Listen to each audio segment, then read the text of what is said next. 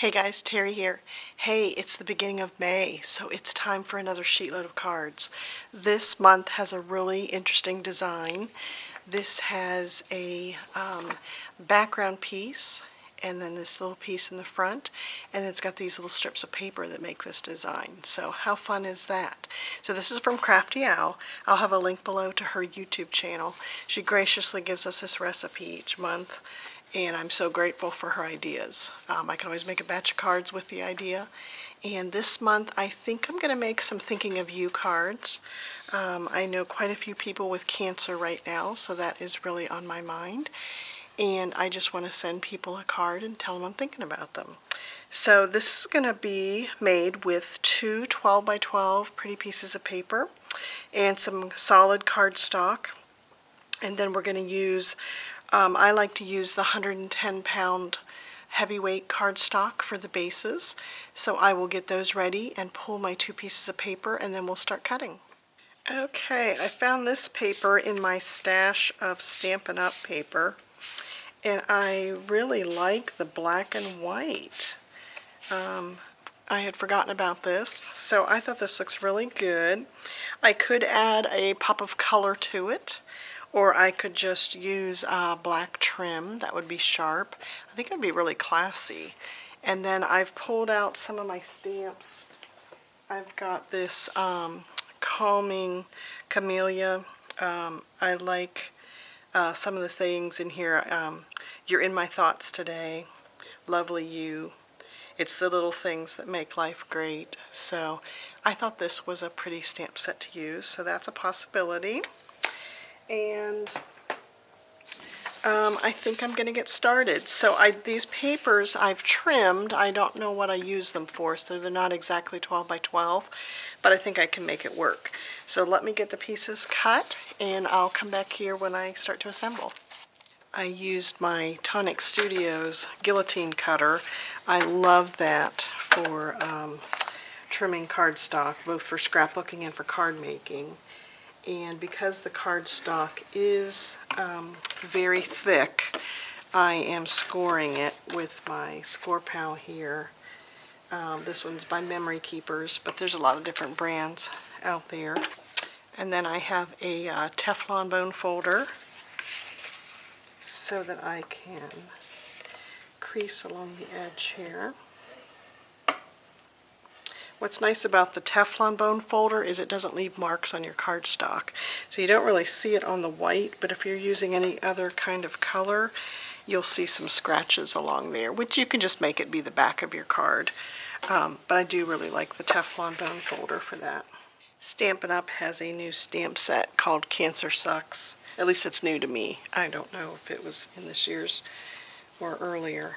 I've been to several Stampin' Up! Garage sales. But I decided to do a bunch of different sentiments and use this Cancer Sucks stamp set. And then I think I'm going to put You're in My Thoughts Today on the inside of the card, and maybe stamp a flower next to it. So I'll do that on the inside. And I love using my Misty to make sentiments. For one thing, I can restamp them if I need to. And the other thing that I'm doing is, since I need a bunch of these, I'm just going to stamp them on this little white piece of paper and then keep stamping. So I'm going to do 3 of them, and then I can cut those out. I'll just mention too that I like to use my stamp chamois. This one's from Lawn Fawn, but there's a lot of different companies that make them. This is really good to clean off your stamps each time. I'm stamping the inside of the cards. I took the foam mat out because I'm using a rubber stamp now. And another reason I like the Misty is I can mass produce these. So I've lined this stamp up where I want it for the middle of the card. And then I can just insert each card into here. I don't know if I mentioned it or not, but I'm using VersaFine Black Onyx ink. I love this ink. These pads have stayed juicy, I'll say, throughout my card making career here, and just has such a solid, crisp image every time. I keep my Lawn Fawn chamois in just a CD case like this, and it keeps it wet while I'm working on projects. And then later I do open this up and let it air out in my desk drawer, so it just doesn't get moldy. It's never gotten musty, but I don't think it needs to stay wet when I'm not making cards. So I've cut my two different card bases, and then I've cut some contrasting pieces for the middle. Now I'm doing the little 1/4" strips, and I'm just using my mark here and keep scooting this over 1/4 inch and chopping. So there's a lot of these pieces to make. Okay, I've got all my little pieces ready. It was a lot of chopping of the little 1/4" strips, but I think it's going to be worth it. I love the black and white. I love how that's turning out.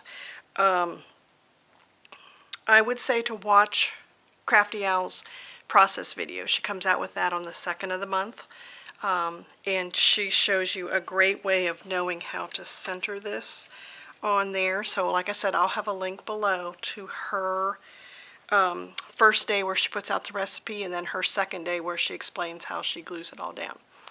That link will be down below. Okay, I've got all my middles assembled. Now I'm going to work on my little pieces here.